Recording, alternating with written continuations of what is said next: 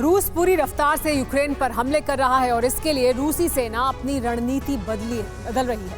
रूस ने ईरान से ड्रोन खरीदने की जगह अब खुद भी कामिकाजी ड्रोन बनाने शुरू किए हैं। यूक्रेन के ज्यादातर एयर डिफेंस खाली होने के बाद रूस हवा से ताबड़तोड़ हमले कर रहा है और इसके लिए वो रशियन मेड ड्रोन का इस्तेमाल कर रहा है। इसके अलावा युद्ध का खर्च घटाने के लिए ग्लाइड बॉम्ब का इस्तेमाल भी हो रहा है। ग्लाइड बॉम्ब से हमले के लिए फाइटर जेट को टारगेट के बिल्कुल ऊपर जाने की जरूरत नहीं होती है।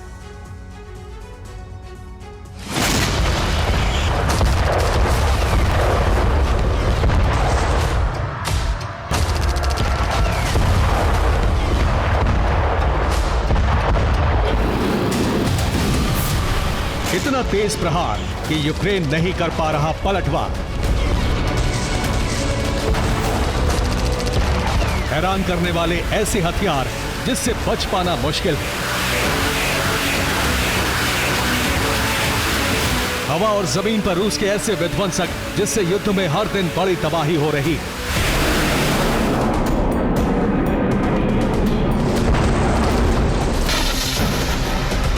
नए दौर के इस युद्ध में रूस की सेना को कई नए हथियार भी मिले हैं।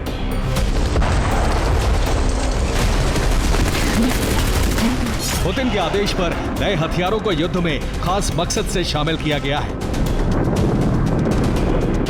पुतिन चाहते हैं कि यूक्रेन पर ऐसे हथियारों से हमले हों जिससे निपटने की कभी तैयारी ही नहीं की गई। आपको रूस के 3 नए हथियारों के बारे में बताते हैं। रूस ने अब खुद कामिकाज़े ड्रोन का प्रोडक्शन शुरू कर दिया है। ये ड्रोन स्ट्रेला टाइप के हैं। रूस के नए ड्रोन के नाम का खुलासा नहीं किया गया है, लेकिन रिपोर्ट्स में दावा है कि ये ड्रोन लंबी दूरी के हैं और रूस इससे यूक्रेन के भीतर हमले करने में कामयाब हो रहा है।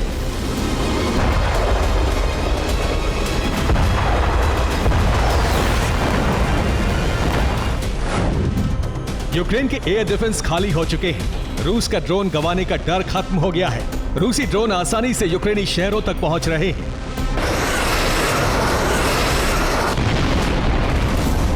रूस की सेना ग्लाइड बम का इस्तेमाल भी कर रही है। रशियन ग्लाइड बम से यूक्रेन में जबरदस्त तबाही हो रही है। रूस के ग्लाइड बम से यूक्रेन के कई रिहायशी इलाके पूरी तरह से खंडहर में तब्दील हो चुके हैं।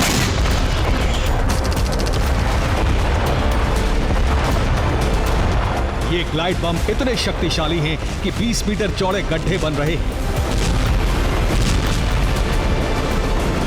खार्किव पर हमले के लिए भी रूस ने ग्लाइड बम पर ही भरोसा किया है।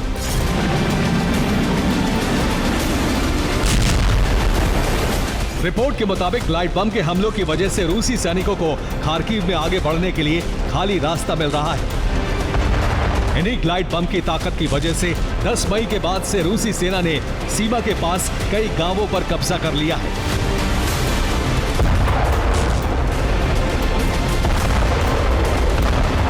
ग्लाइड बम कम खर्चीला है, जिसकी वजह से पुतिन ने सेना को इसके अधिक से अधिक इस्तेमाल की नसीहत दी है। ग्लाइड बम की वजह से ही रूस के युद्ध का खर्च अब बेहद कम हो गया है।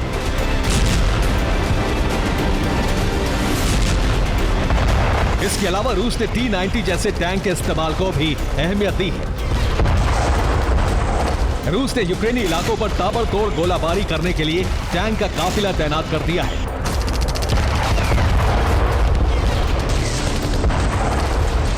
टैंक की मदद की वजह से ही रूस को कई इलाकों में कब्जा करने में कामयाबी मिली।